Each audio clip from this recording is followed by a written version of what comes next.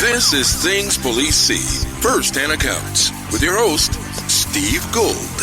Hey guys, welcome to the podcast that interviews active and retired police officers about their most intense, bizarre, and sometimes humorous moments on the job. I am Steve Gould. Thank you for joining us on this podcast, everybody. If you're watching the video, you notice I'm I'm trying to be fancy. I have a green screen now. I have one light I try to use. My two hues on my face and whole body are red, pink, and a little bit of white. So, that's why you're looking at, I look like a giant strawberry, if I possibly get more lighting. But overall, I think it looks pretty good. If you're watching the video, cool background. It's not my basement wall anymore. So I'm trying. That's what I'm saying. I'm trying. Excellent interview for you guys today. Before we get to that, I want to tell you about Patreon. If you love the show and you want to show your support, that's the place to do it. Episodes brought to you by the patrons of Patreon. You can go over there. A couple different levels. There's a $5 level, a $10 level. There's patrolman or a sergeant. There's extras involved. You'll have direct access to me. And it's fun. It's like a Facebook feed, but only people who join the Patreon can get in and see it. So if you love the show, I would urge you to support it that way. If you can't afford it or it's not something you can put money towards, I totally understand. The show's going to remain free, and I would just ask that you go to Apple Podcasts and give that 5-star. I'm trying to get to 1K reviews. That's my goal. I'm at like 750 or 757. It's pretty good, but 1,000 would be better. But without further ado, let me thank and bring on and give the shout outs to the Patreon sergeants. These are the people that keep the lights on. I'm talking about Andrew Horton, Trevor Daly, Rick McCormick, Scott Minkler, Tammy Walsh, Sean Clifford, Braden Walker, Sasha McNabb, Corey Payne, Glenn Topping, Mike Wynn, Nathan Gowan, Jason Lau, Dylan Pyrozik, Sarah Pomeroy, Lauren Stimson, Alex Wazik, Brandon Hooker, Jake Pinedo, John Shoemaker, James Rose, Seth Wright, Tony Fahey, William James Long, Andy Biggs, Chris June, Adam Mihal, Gary Steiner, Lane Campbell, ladies and gentlemen. Thank you for continuing to support the show. There's people on there who have been doing it for a few years now. And what can I say? I love you. I'm in love with you. You might not reciprocate, but I don't care. That's how strongly I feel about you. Without further ado, let's bring on the guest today. We got 20-year NYPD veteran. He was a detective at the end of his career. Last 10 years, he was a detective in auto crimes. He worked 1987 to 2007. He's also an author with several titles. Let me bring on Vic Ferrari. Sir, thank you for coming on. Hey, Steve, thanks for having me on your show. I appreciate it. Oh, it's an absolute pleasure, man. I think it's fascinating that you did auto crimes because that's one specialty that the technology keeps growing, and the thieves kind of show how industrious and how capable they are. And maybe if they applied themselves to something else, they could accomplish great things in this world. And I say that because I have a buddy who works in Southern California, and they're still stealing cars there. His neighbor obviously it's like one of the capitals of stealing cars, but what I mean is his neighbor had like a brand new 2021 Ford F-150 with all the bells and whistles, and they stole it right out of his driveway with some kind of high-tech Bluetooth scanner, or they got the key code from his house. And what the hell? Yeah, I retired 15 years ago. So they were just the bad guys were going to car dealerships and using their friends or using phony titles to get keys cut for the cars. Now with the key fobs, they've figured out a way how to hack into your computer so that they basically clone it, and then they walk up to your car and they could do the same thing you do, like you have your key fob in your pocket. It's great. I mean, in SoCal, there's like a little cottage industry for these little dishes. They're like made of lead. You can, when you come home on your counter, you can put your keys inside this little, what do they call those bags detectives use for phones? Yeah, it's funny you should say that. I bought one on Amazon for my phone, And it didn't work because my phone was ringing in my car, and I'm like, well, this thing is a hunk of shit. I mean, I paid like $20 for this thing. I wound up sending it back. But yeah, lead, isn't that what the Superman used to put kryptonite in? Like Lex Luthor would always have like the kryptonite in lead. I mean, and lead is heavy. So I can't even imagine how much that thing would weigh. Yeah. The lead is super dense and also makes you retarded if you drink rainwater off of it, which we learned in medieval times.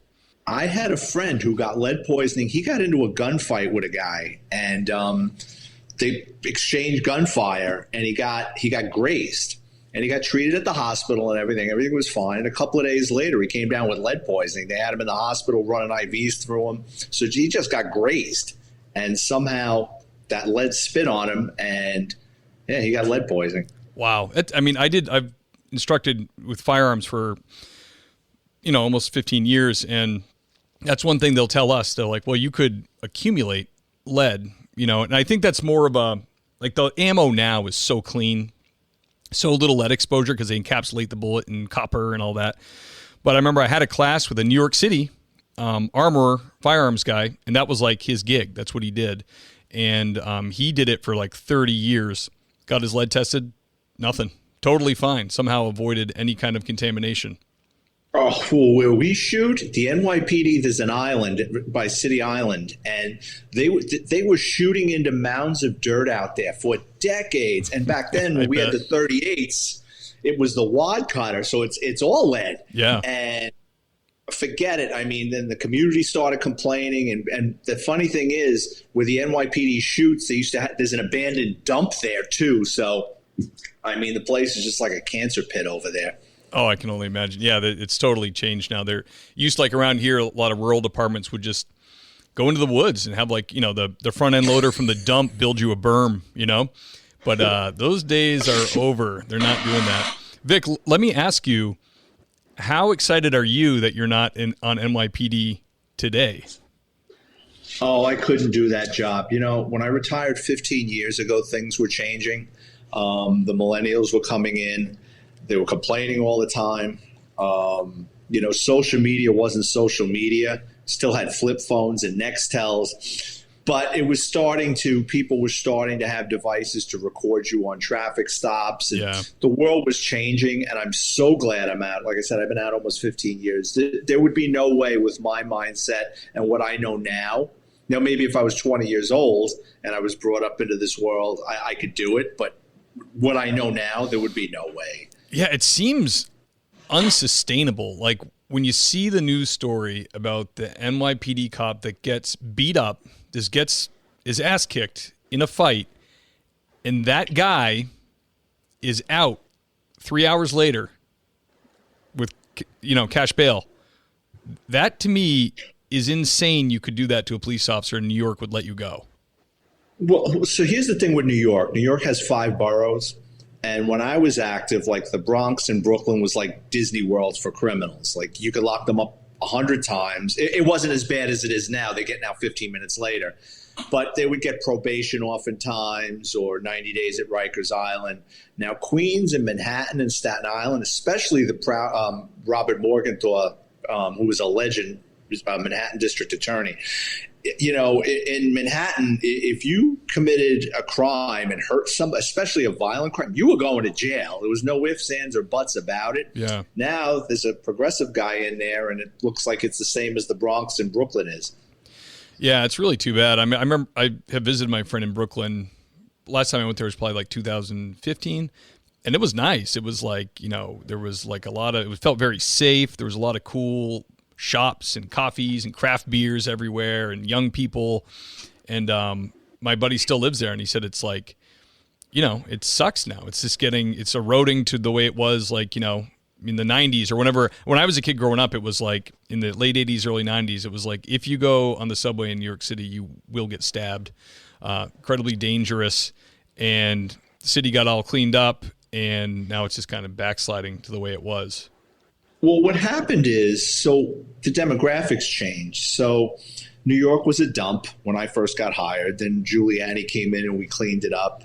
And New York prospered. You had tourists, rents went up. Right. But then you get all these hipster schmucks and, rich kids, and they move in and they want a utopian society. And what they don't realize is there was a lot of hard work to get New York right and to raise those rents and gentrification and all the other bull. So now they don't want the police around. They vote for these lunatics, and now they're going to have to live in it. Yeah, isn't that ironic, that they come and they enjoy that atmosphere, not even having a thought of how it got like that. And then the rule of law is not necessary, punishment's not necessary, that's so over the top. And then they're all gonna move out.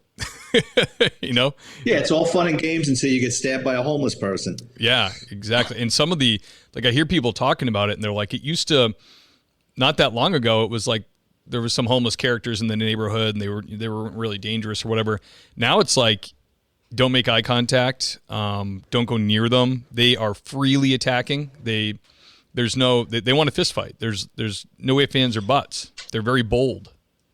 Yeah, in my neighborhood, we didn't have a lot of homeless people where I grew up, but there were some. But if they pulled that stuff, someone would hit them with a bat. Yeah. They were home in a vacant lot in the neighborhood I grew up in, but times have changed. Yeah, how sad. Well, you don't live in the city proper any longer, right? Or No, I moved down to Florida, but I'm born and raised in the Bronx. I lived there for over 40 years. The Bronx, there's a place that's never been nice. It's funny you should say that. People remember the Bronx from the 70s, with the World Series when the Goodyear blimp was showing like parts of the Bronx on fire. And it was, but there were certain areas. The Bronx is fairly large. Like the neighborhood I grew up in was all working class people. It was actually a nice place to grow up. Oh, really? It wasn't bad? There was crime. You know what it is? In my book, Catholic High School Diaries, I write about it was like Italian Irish with the mafia sprinkled in. So, I'm not a fan of the mob. I worked in organized crime. I locked up mobsters. But, during that time period, they served a purpose. You know what I mean? If someone came into a neighborhood screwing around or something, they were going to get handled. Yeah, there was some kind of order to it.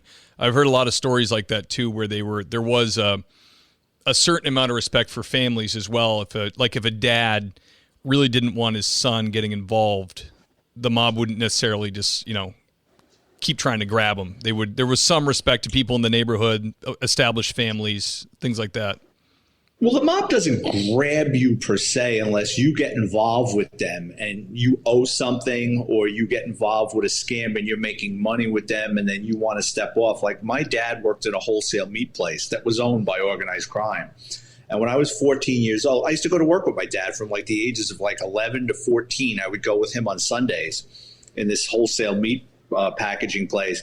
And one time I was going up the stairs and this guy came rolling down the stairs, bouncing down these concrete stairs. And then like Carmine and Frankie are coming down the stairs laughing at the guy. And I'm like, what the, and they're like, don't worry about him, Vic. He's just a friend of ours. They picked him up and they threw him into the street like he was garbage. So I went up to my dad and I go, hey, Dad, Frankie and Carmine just kicked the crap out of somebody. So my father goes, just keep working. I'll find out what happened. And later on that day, my father said, he goes, yeah, the guy's a shoplifter. They caught him a couple of times. They brought him upstairs. They put his hands in a vice. They broke his hands. They threw him down the stairs and they threw him in the street. When the cops came, they told him he got hit by a car. So, you didn't screw around in those places. But it's actually funny. That was the last time I worked there. Because my dad was like, you're getting a little old to be working here. I don't want you buddying up with these people. I don't want you making friends with their kids. And that was it. That was the last time I went into work with my dad at that place. Yeah. Did you notice, if a guy's in the mob, did they encourage their sons to join them, or did they want something different for them? Depends. The upper echelon guys like Paul Castellano and stuff, they were more like business-like. They were racketeers, but they more would send their kids to college. The more thuggerish ones, and if the kid started showing signs that he wasn't going to go to school or he had no interest in civil service or something, they'd start hanging around. And it starts slow. It starts usually they'll have them in a betting parlor or doing the football sheets in high school. Then it'll progress to numbers, the illegal number. Then they'll put them with a guy who's running a crew, and they bring you along slowly but surely. And then, there's different ways to get your button. You're an earner and you're willing to hurt somebody and if need be, kill somebody. Or if you're really just, you're a genius and you're making them a lot of money, they're not going to really expose you to violent stuff, because why take you off the playing field if you're bringing in an envelope every month? Yeah, that makes sense. We had, on the Cape where I grew up, I'll never forget, my dad was a cop there, and we had a New York City guy, thought he wanted to move to Cape Cod, slow down, move there with his wife and all that. And he was just so used to the city, and being a cop in the burbs or in a rural place is like way, way different. Like you're wearing 1,000 hats. You'll be animal control, help the old ladies cross the street. There's domestics, bar fights, car crashes, all that stuff happens. But it's not like your main thing. Your main thing is just like community caretaker type of stuff. And he was so uncomfortable. He could not get used to it. He ended up going back, but he was a lot of neighborhoods in the town I grew up in on the Cape were like pretty well off, pretty nice. And he was pulling over kids, and like, hey, what are you doing in this neighborhood? And, don't give me the slow jerk. What are you doing? And he's like, I'm just driving around. He thought he was looking for somebody casing the houses, I think he was just bored. Yeah, when I retired from the NYPD, I became a cop down here in Florida, and exactly what your friend went through. I went from being a detective in the world's largest police department to an episode of Reno 911. And down in Florida, everything was on DUIs. I mean, I can't begin to tell you the amount of training I went through on DUI. And it was like, don't you guys like look for criminals? It was like just everything was DUIs. And then like down here we have alligators. I had to take a course on how to wrestle an alligator. I'm like, I'm not doing that shit. I'll shoot that thing. You know what I mean? I'm not. I grew up in the Bronx. We had crime. I'm not mounting an alligator with duct tape and taping its snoot shut. There was a lot of differences from New York to Florida, and I was a cop down here for about 8 months, and I resigned. They were really nice. It was a great department, but that's a young man's game. And then to make that change, as set in my ways as I was, and again, working in organized crime, and then back on the road, and you've got to hear people's problems and deal with the drunks, and working midnights and just stupid shit. I'm like, what am I doing? Yeah, midnights will kill you. Yeah, it's funny you say that. A lot of the Southern guys I've had on the show, I'll ask for photos, to add to the cover art, and I'll ask you too. And like 1 out of the 5 photos will be them holding an alligator. I'm like, man, you guys got to deal with these things all the time. No fucking way. I would never. No, I'm not playing with some Jurassic Park. No, ain't happening. It's funny. It's just so funny how diverse and sprawling and different police work is depending where you are. Like where I am now, it's more rural Western Massachusetts. And I was talking with the DA out here, and she said she was in Boston for like 5 years. And she said she was there 5 years. And like you were saying, she goes, 5 years, 1 DUI. And it's because the guy hit a cop car. Right. Because they were doing all kinds of other stuff was happening. They're shorthanded. Their calls are stacked. And then you come out to a more rural area. We have time to deal with that. And it's way more obvious too when you're going down a big open road and you're, hitting fences and all that stuff. But she said it's like the OUIs out here are like, it's insane. And I never used to deal with them at all. Like zero.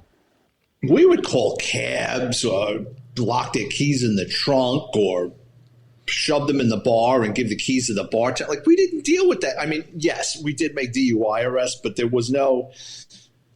It's not like it is now. I mean, this is pre-Mothers Against Drunk Driving and all the other stuff, and federal money going into police departments to make these arrests, and pay federal money going into different district attorneys' offices to have prosecutors to handle that stuff. And then, of course, you're going to have probation, and then there's courses to make money off people that get locked up for DUI. Right. I'm not saying it's good to drink a couple of 6-packs and go for a spin, but at the same time, I mean, I think the police, their resources are for different things, and I just think it's overkill.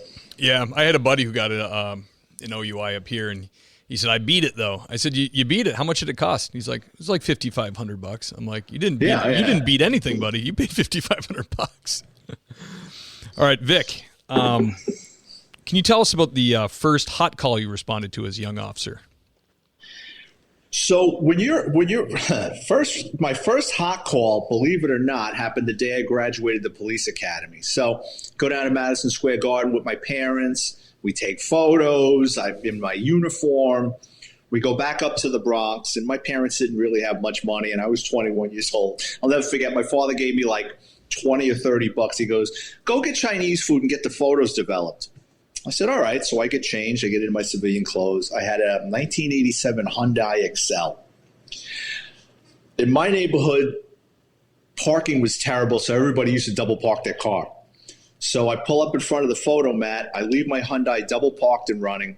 I run into the photo place, and something tells me, you're a cop now. You shouldn't leave your car double parked and running on Tremont Avenue. Right. So I turn around, and as I'm walking out of the photo place to take the key out of the ignition, I see a guy with a hoodie getting into the front seat. I said, oh, shit. So I come running out of the photo mat, and I had a 38 Smith & Wesson Model 64. I come running out. I pull this cannon out of my waist. I run up to my car. I open the door. I go, get out of the car, motherfucker. The guy looks at me, throws the car in reverse. Now I'm trying to holster my gun with one hand and pull him out of the car with the other because the window was open. Oh, man. And he takes off. So what do? Well, I have no police experience except the police academy, but I've seen this on television many times. I jump in front of this guy driving a Ford LTD. He's like a 65-year-old man, and I go, got my police shield in my hand. I commandeer his car. I go, stop. That guy just stole my fucking car. He goes, my son's on the job. Jump in. Now I'm in the passenger seat with this old man chasing my car, right on side streets and stuff. We lose the car.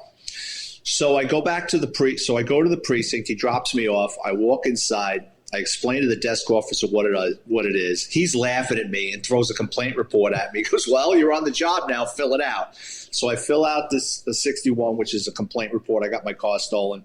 They kept putting the license plate over the radio because I was a member of the service. I go home.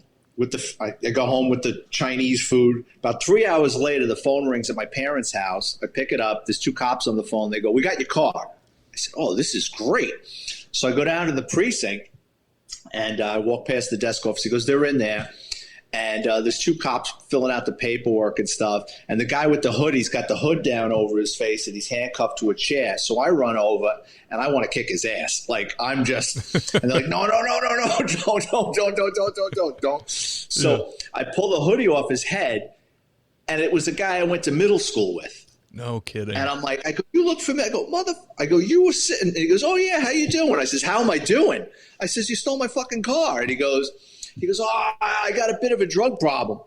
So long story short, I got my car back, and I learned that day that police work wasn't what I saw on television with commandeering cars, and I could have gotten a lot of trouble doing that. Had that old man's son wasn't a cop and I scared the shit out of some civilian, I would have been in deep shit. So I would call that my first hot call the day I graduated the police academy. That's insane. What are the chances? Wow. So was that a thing? Was that like a policy? Could you commandeer cars? Was that a thing that was allowed? It's one of those gray areas with the NYPD. Like, we weren't allowed to chase stolen cars, but everybody did. Right. It was like the worst kept secret in the NYPD. As long as the bad guy didn't get killed or paralyzed, a civilian didn't get hurt, you didn't wreck the police car, no harm, no foul. If it came over the radio and there was a car chase and nothing bad happened, they wouldn't ask no one would say a word. But God forbid, like I said, one of those other scenarios unfolded where a kid got hit by a car, or you wrecked a police car, or the bad guy, is now in a wheelchair for the rest of his life, then you're fucked. Yeah, right. So that's kind of not so comforting if things are going south during your chase. I used to work for a chief that he had been a cop in Connecticut, and now this would have been 40 years ago that he was telling the story, but he was a young cop and he was chasing an armed guy, and he fired a couple rounds over his head, warning shots. And it was in their policy that you could fire warning shots, but no one did it. No one. So they got back to the station and they were getting on him, and he got out the SOPs. Patrol guide. He goes, right here. warning shots. The supervisor's like, we should have got rid of that years ago. He goes, but you're right. If it's safe and you have a safe backdrop, you can fire. And it worked. The guy stopped. Obviously, he's got bullets flying over his head. But that's like one of those cases where it was like nobody did it, but you could do it. Yeah, I mean, NYPD, you cannot shoot at a car unless that car could be bearing down on you. They don't want you shooting at that car. Now, if he's firing out the window at you, then all bets are off. But yeah, they don't want you shooting at tires. No warning shots. I mean, it's forbidden. Yeah. I think that when I looked into it in Mass, they had the warning shot thing for a long time ago. Like back in New Bedford had call boxes. So you're on foot patrol and you could go to the call box and call, hey, I need help on 3rd Street or whatever. If you couldn't get to the call box, this is like, the 40s. If you couldn't get to the call box, you'd fire around and someone could find you. I think that was the idea. But, it wasn't long before there were radios and everything else. And they just kind of, left it in there. And probably not in there anymore. Put it that way. There was some dinosaurs around when I first got hired, like Vietnam guys and guys pre-Vietnam that like in their 60s, like they were hanging around to the very end. And they used to tell us stories like you could shoot fleeing felons. Yeah. You know what I mean? The guy's got his back to you, but he robbed a bank. Well, put him down. Yep. But I mean, that all changed, I'm guessing, in the late 60s, early 70s. Yeah, I should know the case. Tennessee Gardner or something like that was because it's one we always talk about in firearms training, but they had a young teen fleeing, but he committed a felony. He was climbing a fence and the cop shot him in the back. It went all the way to Supreme Court, and the cop was exonerated because he was following policy and state law. But after that, they were like, no, everybody's got to change this. You got to take more. The circumstances have to amount to like a dangerous felon, someone who's could commit harm to a member of the public or you if they escape, that type of deal. But if the guy's wearing like sticks of dynamite or something, right? Exactly. Yeah. Vic, can you tell us about a strange or bizarre thing you dealt with on the job? Oh, there's so many. In the early 90s, one time I was walking out of the station house and the phone was ringing off the hook and I picked it up and it was this older woman. She lived in Virginia. And she said, listen, she says, it was a Monday, I'll never forget. And she goes, my daughter was supposed to come down for the weekend. And she never made it down here. And she lives in your precinct. She goes, I'm so worried about her. I want to fill out a missing persons report. And you know how that works. They're not going to take a missing persons report over the phone, let alone from a woman in Virginia. Right. I said, I'll tell you what I'll do. I says, I'll go to her building and I'll look around and I'll see what I can find out. I says, but you have to come down here. Or she goes, well, I'm old. She goes, I'll send my sons up. I said, all right. I says, let me see what I can find out and I'll call you back. And it was a slow night. It was like a Monday night. So it wasn't like I was running around answering 30 calls. Nice condominium up on the Hudson River. My partner and I would talk to the super. I think did we get into the apartment on that time? No, we didn't get into the apartment, but I found her car was in the carport. And I called her up and I said, listen, I says, you're going to have to get your sons down here. I says, the car is in the carport. I says, there's no odor or anything. We looked through the window, the apartment looks fine. She says, all right. The next day or the day after, these two middle-aged guys, they're like, you spoke to our mother. And I'm like, it was just all odd that I kept getting involved with this because in the NYPD, our precinct had over 200-300 people. Right. It just so happened that just the stars were in alignment. So I go back to the building with her two older brothers, and we get into the apartment.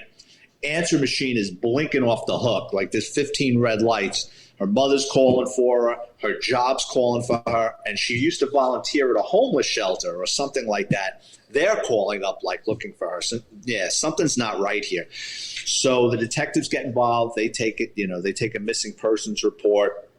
Now this is something, right? A couple of days later, I'm working with my partner. And in New York, there's just so many different – you got the NYPD, but then you have, like, different peace officers. So you have, like, the ASPCA police.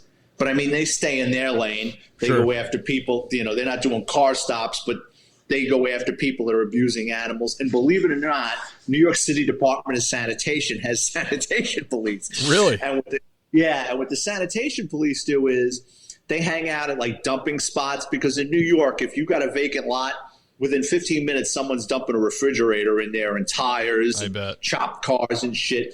So the sanitation police is sitting on this place over by Co-op City, a vacant lot.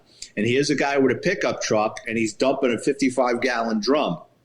So they stop him, and they say, what do you got in the drum? And he says, my girlfriend. Ooh. So they get on the radio, and they're just like screaming their heads off because apparently they opened up the drum, and there's this decomposing woman, the missing woman. What it turned out happening was she had met this guy working in this homeless shelter, and I don't remember if they got involved romantically or she was helping him out, but one thing led to another, and he punched her in the throat, and she died. And he panicked and put her in this drum, got her out of the apartment, or she was in his apartment, but I heard it over the radio, the sanitation police, and she was the missing woman from like the week before. So that's one of my more bizarre stories. Wow, that is bizarre. Did you have to make the call to the mom and whoever else? No, I'm glad I didn't because the woman was so nice. The detectives took care of that. Thank goodness. That is crazy. It's crazy that they, like you said, you were involved in it all the way through. That just so happens. The odds of that happening, that I would pick up the phone if I'm going out on patrol, because you know how cops are. Like, I don't have the TS. Why am I answering that? You know, cops are. Yeah. And then, you know, I went and checked this out for the woman, and then the sons came back, and they just happened to be in the vestibule of the building, and they had my name from their mother, and I happened to be walking out, and they grabbed me. It could have been, you know, one of 30 other cops working that night, but it just kept happening. Yeah, I can remember I had a sergeant made me call NYPD once for like a welfare check on somebody, and I was like, I really don't want to call them. He's like, just call. Because I was like, they're not going to do it, and if they're just going to laugh at me. He's like, just do it, just so. Yeah, he's right, just so we can say we did it. Right, you got to cover your ass. Yeah, and the precinct was definitely like, for what? Are they in danger? Do you remember which precinct? I don't remember, no. Because it depends on the precinct. So like that precinct that I was just telling you, so it was a very slow place. So that's probably why I was involved in it so much. But if you call like the 4-4 or the 4-6 or the 5-2, like these guys, they don't even eat dinner at night, like on the 4 to 12s. I mean, they eat in the car. I mean, these guys are answering 30, 40 calls a night.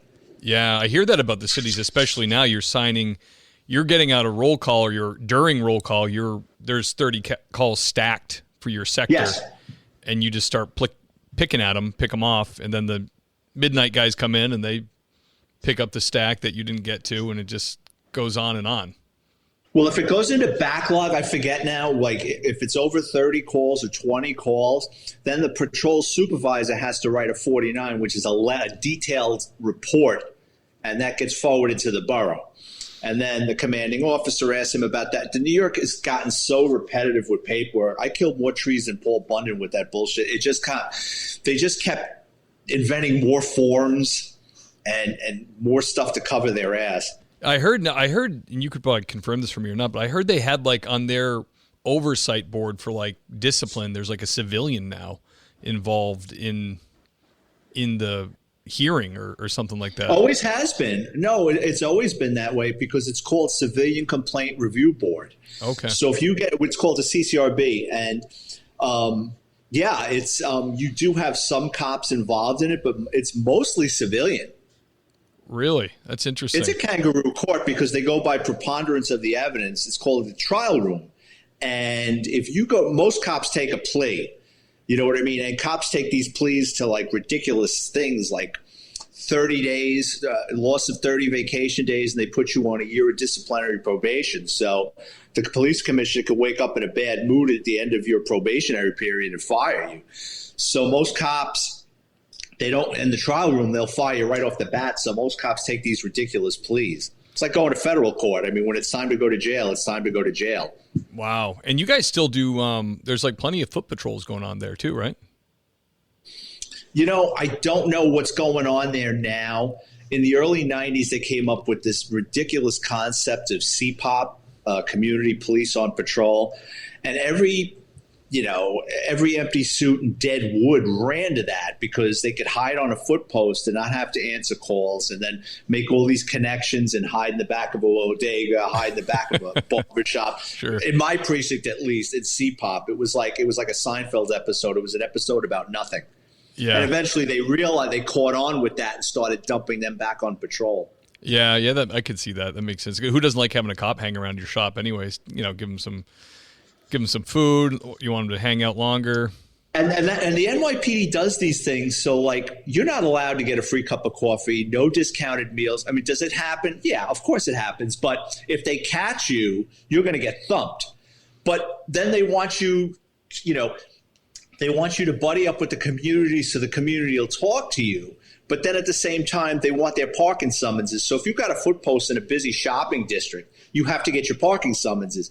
So you're going to be writing tickets in front of that restaurant or that dry cleaner, which you're chasing away as customers. Yeah. So then the C-Pop cops would come to us, the guys on patrol, and go, could you do me a favor and could you write tickets over there for me?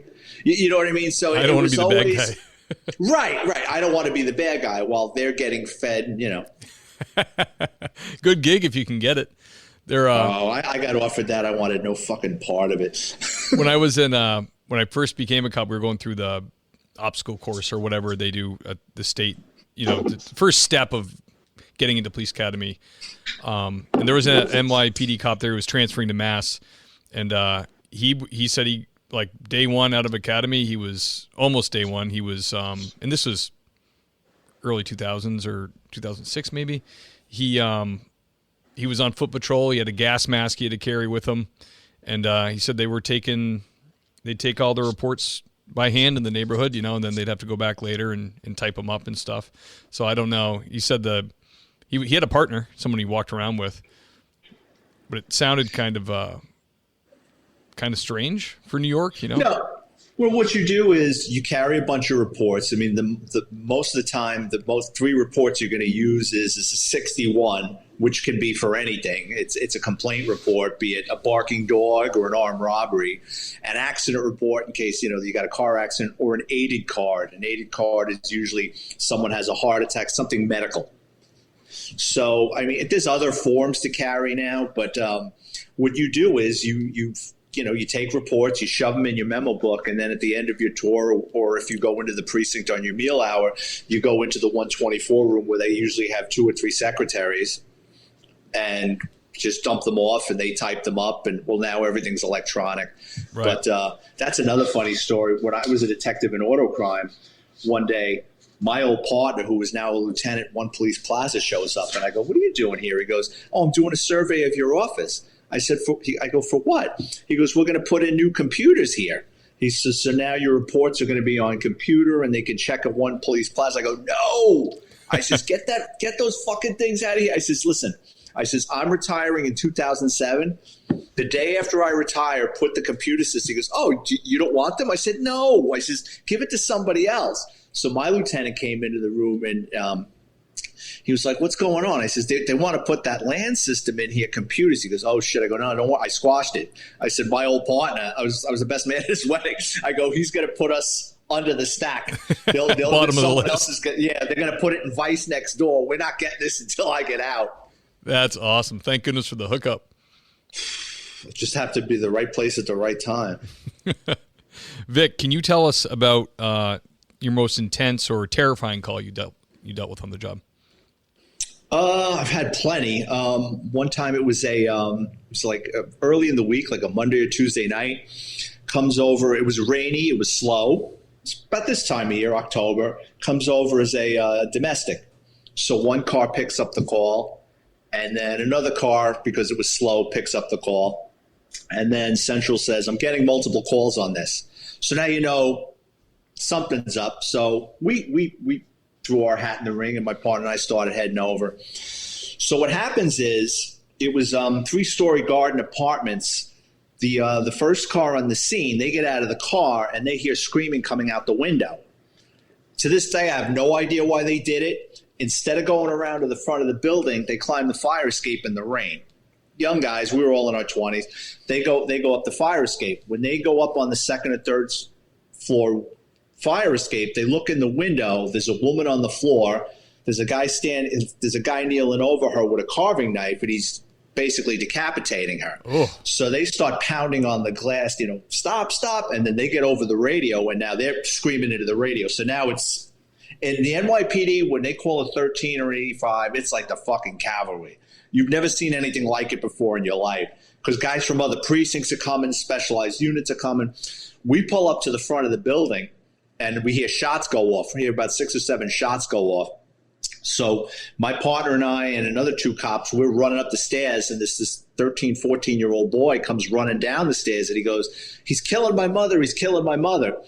So we get up to the door, and we're trying to boom the door, and we hear the 2 cops that were in the window there in the apartment, and they go, no, don't shoot, because now they think we're going to shoot into the apartment. They're like, we're in the apartment, just give us a second. So they open the door, and I mean, it's like someone lit off a brick of firecrackers because of all the gunpowder. So you got all the gunpowder in there, and I'm walking across the carpet, and my feet are sticking to the floor. There's just so much blood all over the place. So it was a boyfriend, girlfriend. He lost his mind, and he took a hammer and broke every fucking thing in this apartment. I mean, the toilet, the sink, there were holes in the wall. She's laid out on the floor. She's got a hole in her head from a hammer, and this whole part of her throat is basically gone. I mean, the only thing holding her head on was her spine. Ugh. And he's in the next room laid out full of holes. What happened was when they started banging on that window, he grabbed the carving knife and he ran up to the window. He threw open the window and he goes, you want some of this? And he starts swinging out the window with the knife. My 2 friends, we had the 38s back then, because this is like 90 or 91. They were so close, they unloaded on him with 2 38s. They hit him 6 or 7 times. He goes falling back into the apartment. And my friend told me, he goes, when we shot him, he started stumbling backwards with the knife in his hand. He goes, and when he fell down, he fell down flat backwards. He says, and when he did, he says the knife sprung out of his hand when he made impact with the floor, and kind of went like twirling into the kitchen. He goes, all I could think of was, they're going to think that I shot an unarmed man. And that's what I tell people. Like, everybody, cops are more afraid of getting in trouble than getting killed. Yeah. I mean, here's 2 guys that just watched somebody stab somebody to death and cut their head off and try to stab them to death. They shoot the guy, they kill him, and they're worried about getting involved in a bad shooting. I said, no, you're good. So we rushed them out of the apartment. We got him into the hospital. But I just remember that night, like, just walking around with my feet stuck in blood. It was just, and the gunpowder all over the apartment. That's rough. Yeah, what do you do with those boots? Hit them with some bleach and water?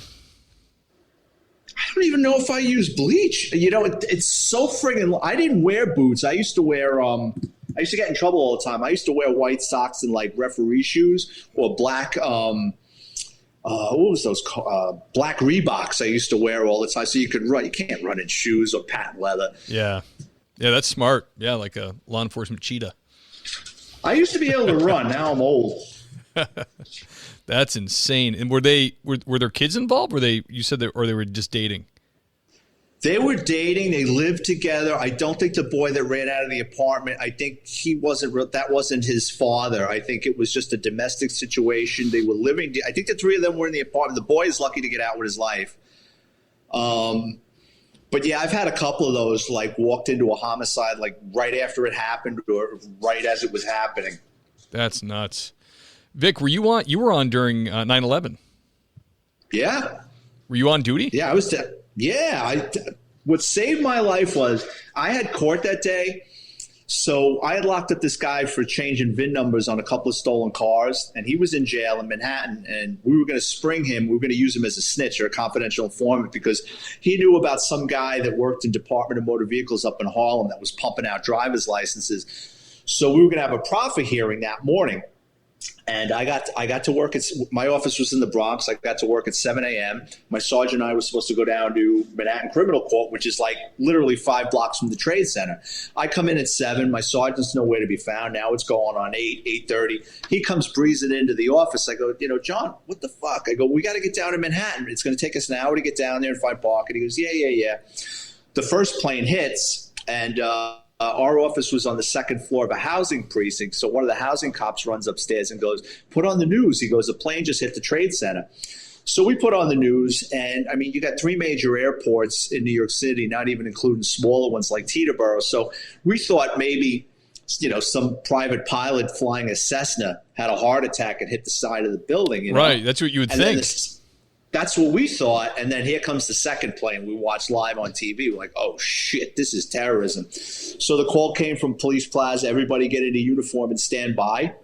And by about 1:30 in the afternoon, I was down there walking around. I mean, it looked like something out of a war movie or a nuclear holocaust. There was so many particles from the asbestos and all the crap that got pulverized. Like the sunlight was having difficulty like getting through. And so it was like you were walking around in like a twilight. There's just garbage and indiscriminate pieces of paper flying around. Everything was covered in that dust. And I think we were coming down Broadway to get to the Trade Center. We were walking around, and all you saw were thousands upon thousands of women's shoes. So all the women that worked in the financial district, when they were trying to get the fuck out of there, can't run in heels apparently. Right. They just took their heels off and ran out of there barefoot. So, I mean, there was thousands of pairs of women's shoes. And it was almost like that scene at the end of Planet of the Apes where Charlton Heston goes down to the beach and there's the Statue of Liberty head there. And he's like, holy shit, because we got up to the Trade Center.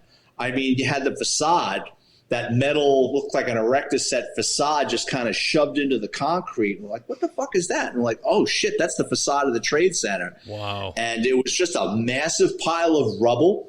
And we were just wandering around. There's all sorts of crazy shit. There was a guy walked past us in a fucking, like a space suit with a Geiger counter. And we're like, is he with the government or is it some guy with New Jersey with a Geiger counter? They just figured today would be the day to test it out. Like there was just no rhyme or reason to the shit that was going on down there. So I was down there from about 1:30 in the afternoon. They released us about 5:30 in the morning, and they said, throw your clothes in the washing machine, get all this shit off of you, and be back down here by 5:30 at night. So we were doing 6 to 2s for a couple of days, and then they pulled us out of there. And since I worked in auto crime, they had us out at the dump chopping up the cars that were coming in to see. There was so many crushed cars and crushed vehicles. They had us like opening them up with the jaws of life to make sure there weren't people in there. Wow, that's intense. Now they show videos of it, and it looked like people were kind of just bailing. Some people were jumping as the buildings were going down. Was there any of that obvious when you were there? By the time I got down there, the buildings had already fallen. Oh, okay. And that's, like I said, my sergeant being late probably saved my life, because had I been there, I would have ran there. So, I mean, there's probably a 50-50 chance I would have gotten killed. There's a guy that sat next to me in my office. He saw that. He was down there for court, and he witnessed people jumping out of the window. He said the sounds. He says he said you could hear them screaming, and he says it sounded like boom, thump, thump as they were hitting different things on the way out. And he only talked about, because cops. I mean, we talk, and I think once or twice that he would not talk about it. It was just, he would just clam up about it. Yeah, I can only imagine that's the kind of thing that would haunt you for the rest of your life. It's crazy. It did him, definitely. Man, and you guys had all kinds of resources from all the states around you guys came in eventually to help. Oh, everybody was great. I remember by day 2 or day 3, there was a Winnebago, like literally like 3 blocks from the Trade Center with Illinois plates. It was a bunch of Chicago cops. Like, how fucking far is Chicago? Like, they must have blown every light and done 100 miles an hour. Like, it was like almost like the next day. It was funny because, like, you had so many cars covered with debris, and cops have, like, a funny sense of humor. Like, I remember going past cars where cops – because you could only be a cop or a fireman or a rescue worker to be that close. And guys were writing in, like, the dust on the windows, fuck you, Bin Laden. It just shit like that. So they already had an idea that it was Bin Laden. We knew the first day. It's funny. When we were wandering around Broadway – there were a couple of buildings that were still open, like they were closed, but the building maintenance people were still there, like keeping an eye on the building. And they let us in to like take a break from walking around, and they offered us water and stuff. And a couple of guys that worked there were from Afghanistan. And I got like a history lesson about the Taliban, and these guys knew who did it. They were like, our country was taken over by the Taliban, and then Osama bin Laden came in after the Russians were there, and he stayed and he corrupted our country. Like they were bitter about getting chased after Afghanistan and bin Laden. Like, yeah. I had heard about Osama bin Laden. I knew he was responsible for the bombings. I think it was Tanzania, and it was in Nairobi. And I knew he was on the FBI's most wanted list. But I mean, these office workers were like just chapter and verse what was going on over there. They knew what was going on. That's crazy. Wow. When you initially showed up and all those particles in the air, it's mayhem. Did you guys have gas masks with you, or were you just breathing that for a while? No, they handed us like those paper things. It's like wearing a paper. Yeah, it was bullshit. Like the thing, like if you were going to demo your basement, or demo your bathroom at Home Depot, was like an elastic cord. Yeah, you know what I mean.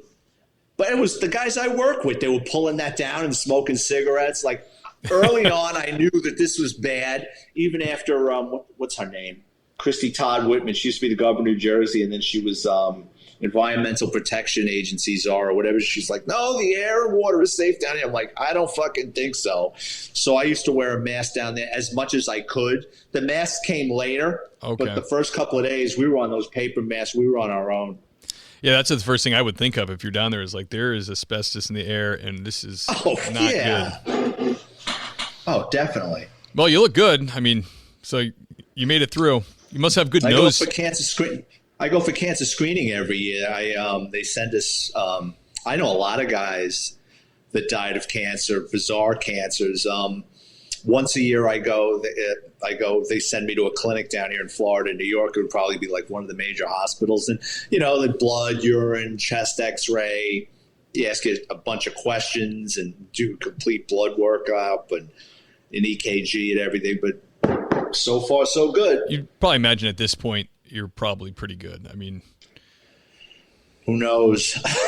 You know what I mean? Like any day above ground is a good day. Absolutely. Vic, can you tell us about do you have a heartwarming situation or a call that you went on? Yeah. When I was a detective in the auto crime division, we used to fish around sometimes like it was slow.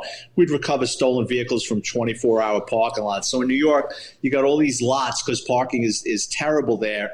And you pay $200 a month, $300 a month, or you pay by the day. But a lot of times car thieves will stash stolen cars in these places, before it goes to a chop shop or a shipping container to be shipped out of the country. So this is probably about 1997, 1998. There's this brand new Land Cruiser with Wyoming plates in the back of this lot in the 3-4. It doesn't belong there. I run the plate, comes back stolen from Lower Manhattan a day or two before. So I call for the evidence collection team. I have them dusted for prints, and I take the car. But one of the things there was a dog cage, like a big dog cage in the back of the truck. So I recover the truck. I send it out to the pound. I get a hold of the victim's phone number. I call him up and I says, listen, I recovered your truck. It's out at the Whitestone pound. You can go pick it up. He goes, oh, thank God. He goes, did you find my dog? And I said, no, there wasn't a dog in there. I says, there was some hunting magazines. I said, in a crate. He goes, my wife and I, we were in our cabin in Vermont for the weekend. He goes, we came back down. This guy was a Wall Street lawyer. He says, we were in front of our building in Midtown. He says, unloading stuff. He goes, I left just what I did. I left the key in the ignition, the motor running. Some guy with a hoodie jumped into my Land Cruiser and took off. He goes, with the dog in it. Ugh. I said, oh, shit. I says, I'm really sorry. I said, but there's no dog. I says, well, what kind of dog was it? He goes, a Chesapeake Bay Retriever. So I had to go on Google to see even what the dog looked like. Yeah. The guy paid like $5,000 for the dog. It was a hunting dog. Oh, bird dog. Yeah. I says, I'll see what I can do. I says, but please don't get your hopes up. So my a high school friend, another guy, I was the best man at his wedding. Me and him used to play wiffle ball in front of Preston High School where J-Lo went to high school. He was a sergeant in the fingerprint section. So I reach out to him. Now, when you take fingerprints, there's a priority thing. So homicides, robberies, burglaries, lost those dogs. prints gets Yeah, no, that's in the bottom of the pile. Gets submitted. I think it's APHIS or SAFIS gets submitted into that APHIS, machine. yeah. That's APHIS gets searched. So I called up I called in a favor. I called up my buddy and I says, do me a favor. I says, I got this thing with a lost dog. He goes, yeah, I'll take care of it. He goes, I'll get it in tonight. A couple of days later, he calls me back and he goes, I got a hit on that print. He goes, he's a real filthy little street urchin. He goes, he's got 1 million arrests, looks like a homeless guy. I said, all right. So, a guy like this, he's either in a shelter. I mean, guy had a rap sheet a mile long, including a bank robbery, which I found ironic because he's like a road pirate. Road pirate's the kind of guy, he's not a professional car thief, but he breaks into your car. He's a pain in the ass. Opportunist. Yeah, he steals your CDs, and shit like that. So I filled out what's called a wanted card. A wanted card you submit with the person's NICID number with their fingerprints. And if they get picked up, you'll get a fax. I guess now it's an email, which will get sent to the detective's command that says, hey, it's not a detainer or a warrant. They can't hold him, but you get notified. This guy just got picked up in this borough. So now you got 8, 10, 12 hours to pull him out before he sees a judge, because if he sees a judge and the judge says no bail, he's walking out that door unless you're there waiting for him. Right. So the next morning, bright and early, my partner get up. We go down to court. The judge dismissed his case. He was all happy. He's walking out. We grab him, bring him into the precinct, and I show him a photo array of the car. And I said, were you ever in this car? No. Did you ever steal this car? No. You ever touch this car? I wanted to get him. I wanted him to say he was never in that car. So I says, well, I got your fingerprints in that car. So he goes, oh, shit. I didn't want him to say, yeah, I work as a parking attendant there. Oh, I work at a tire shop. I touched that car. Trying to lock him in. So his name was Angel. And I go, Angel, I'm not going to bullshit you with your record and everything. And I says, with the district attorney, I says, I'm going to fuck you. I says, I'm going to do everything I can that you go away. I says, I'll make a deal with you. I said, if you tell me where that dog is, I says, I'll talk to the district attorney and I'll see that maybe you don't get state time. So he thought long and hard of it. He's going through withdrawal. He goes, yeah. He goes, I was walking around with the dog. He goes, I sold it to some woman on Dykeman Avenue for $50. I said, let's go up there. So he goes, it's around here. Like we parked on the block, and he pointed like 3 buildings because she's in one of these buildings. So we're sitting there. Here comes this woman about 15 minutes, like with spandex, with like pink spandex and a yellow shirt that don't quite fit. She comes out with the dog. We approach her. She doesn't want to give up the dog. And I says, look, you see him sitting in the backseat of the police car handcuffed? I said, he's not your dog. So she was upset, but we got the dog back. And the guy couldn't have been happier. It was Wall Street. Yeah, I was like, if you can give me some IPO or stock tips, I would greatly appreciate that. But he never came through. But yeah, that was heartwarming as far as we got this guy his dog back that he would have never have gotten back. That's amazing. That's really going over the top, especially in a city like New York where so much is going on. That's awesome. It was luck, and it was one of those things. I really felt bad for the guy, the way he was complaining about. The funny thing was, when I told Angel, the car thief, he goes, how much is that dog worth? The funny, Angel didn't know anybody to unload that Land Cruiser because he was a road pirate. He was going to body shops and junkyards. No one took him seriously. Sure. Here's this guy that weighs 90 pounds with track marks, and he's saying he's got this stolen Land Cruiser, and they don't want to give him any money for it, and they think he's full of shit. So he goes, well, how much is that dog worth? I go, about $5,000. He goes, are you fucking kidding me? He goes, the dog is more expensive than the truck. He goes, I was trying to sell the truck. He goes, I would have never have let go of that dog. That's funny. I think he got off at like 90 days on Rikers Island. He's probably dead. I'm imagining he had AIDS. But that's a long time ago. Damn. Vic, one of our most popular questions here on the show is advice for new people getting on the job. There might be an academy. They might be thinking about joining the force. What would you tell a young person getting into this game now? Besides, don't do it. From the police academy to especially once you're released and you're working in a precinct or police department, keep your mouth closed and your ears open, because I don't know how it is in other police departments, but the NYPD rookie cops are treated by the old timers like you just landed from outer space. Nobody wants to deal with the rookies. They don't know if you're a loudmouth. They don't know if you're a rat. They don't know if you're a know-it-all. Just listen to what people have to say. Take everything in. You know what I mean? And just try to be one of the guys and fit in. That's good advice. That is solid advice. No one, my dad had the biggest problem with that when he retired a lieutenant, but he ended up being in charge of a bunch of the new guys that would come in, the summer guys and reserve guys. And he was just astounded. And this is like, he retired like, I don't know, 10, 15 years ago. But they couldn't just, a lot of guys just couldn't do what they were asked, or they had different ideas. He'd be like, hey, go take the bikes, go to downtown, do it. Yeah, you know what would be better, LT? What if we took the car down there with and he's like, are you giving me your ideas? It's like, get the hell out of here. You got like 1 second on the job. That's what I was saying before about millennials and yeah, the spoiled crowd becoming kind of like, I wouldn't have the balls to say that. Yeah. You know what I mean? You like, if I said something like in my time, if I was a rookie cop, like if you ever see the movie Fort Apache, The Bronx?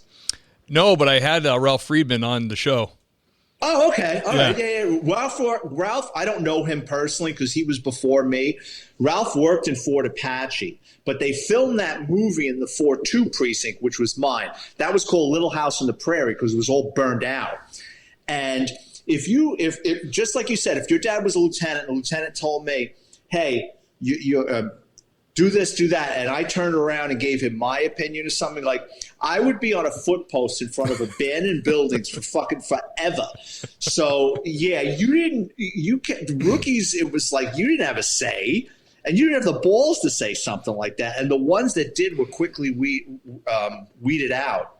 Yeah, where I started, this was all coming to an end, but when I started, some of the veterans had told me, like, you know, when we had like summer cops here and the old timers they'd go into the station to eat in the lunchroom and they had to sit outside in the hallway and eat like on a chair.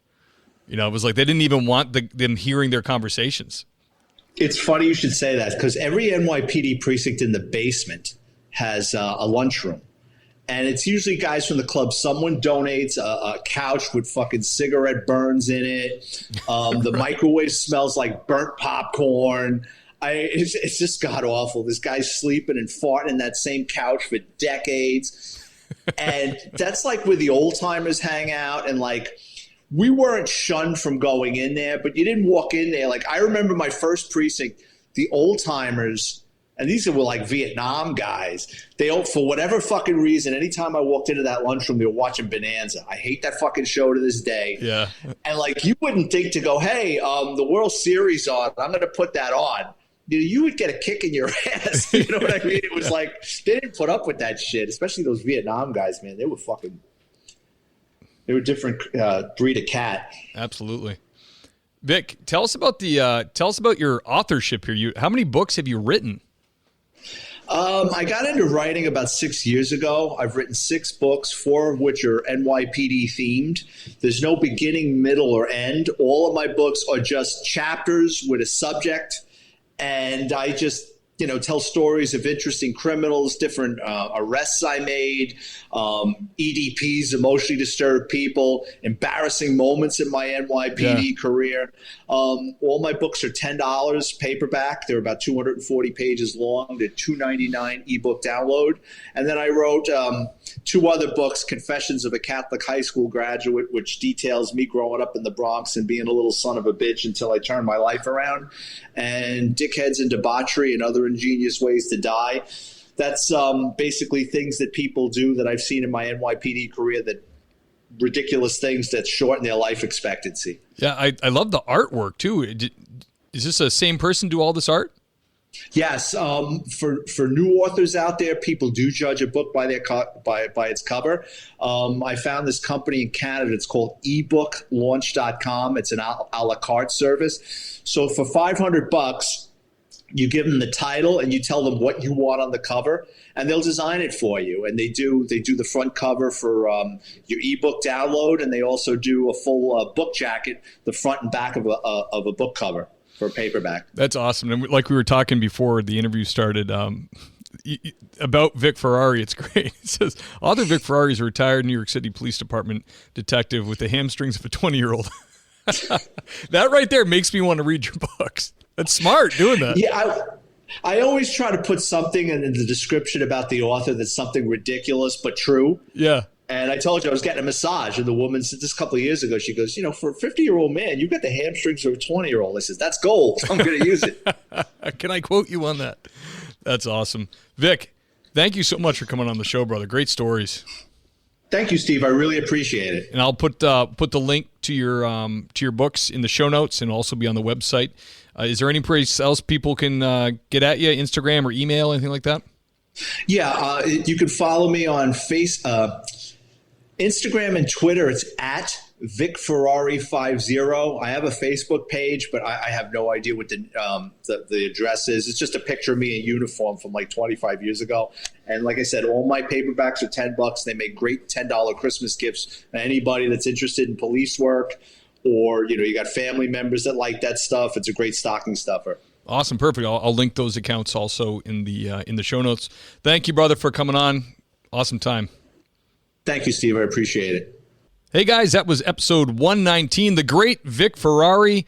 Awesome stories, man. These New York City guys, I guarantee you I could talk to Vic for another 2 hours. I'm going to have him back. I'm sure he's got plenty more stories. Thank you for checking out the podcast. Thank you for rating and reviewing on Apple Podcasts. If you haven't done that, it's the bare minimum you could do to support the show, and I really appreciate it. If you love the show and you really want to show your support, go to Patreon. The link is in the show notes, and that's where you can do that. So thank you guys for being here, and I'll see you next time.